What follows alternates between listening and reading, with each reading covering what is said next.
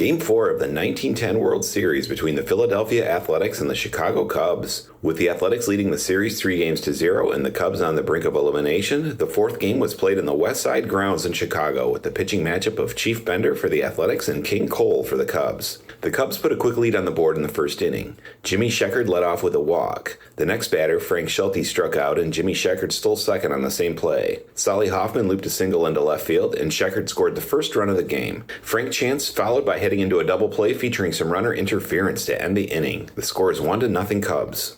The Athletics made 2 outs on ground balls to start the third inning. Chief Bender drew a walk and came home on a triple by Amos Strunk. Strunk attempted to stretch the hit into an inside-the-park home run, but was thrown out at the plate to end the rally and the inning with a score of 1-1. In the Athletics half of the fourth, Eddie Collins got on base with a single after the first batter struck out. A ground rule double by Frank Baker put runners on second and third when Harry Davis whiffed for the second out. Danny Murphy fired off another ground rule double to score both base runners and put the Athletics in the lead 3-1. Jack Berry was Cole's third strikeout victim to end the inning. In the bottom of the same frame, the Cubs retaliated with 3 consecutive base hits. Frank Schulte led off with a knock to left field, followed by a single to right by Solly Hoffman to put runners on the corners. Frank Chance delivered base hit number 3 to score Frank Schulte and move Hoffman to second. Momentum was stalled when Heine Zimmerman hit into a ground ball double play for the first 2 outs, leaving only Frank Chance at second. Bender got Harry Steinfeld to fly out to end the inning. The score is 3-2 Athletics. The Cubs pinch hit for pitcher King Cole in the 8th inning, and Mordecai Three-Finger Brown came on in relief in the 9th.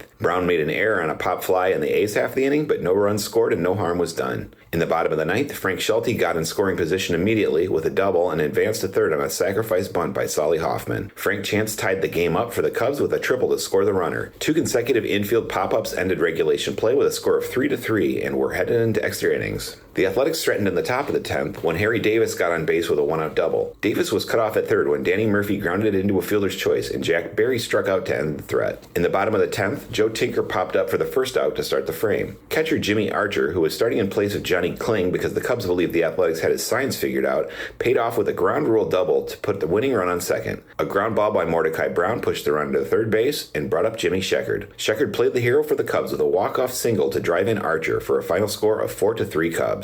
Strong outings from both starting pitchers Bender and Cole, while Mordecai Brown was excellent in relief, pitching 2 innings and only giving up 1 hit, as the Cubs stave off elimination in 10 innings and force a 5th game, with the Athletics leading the series 3-1.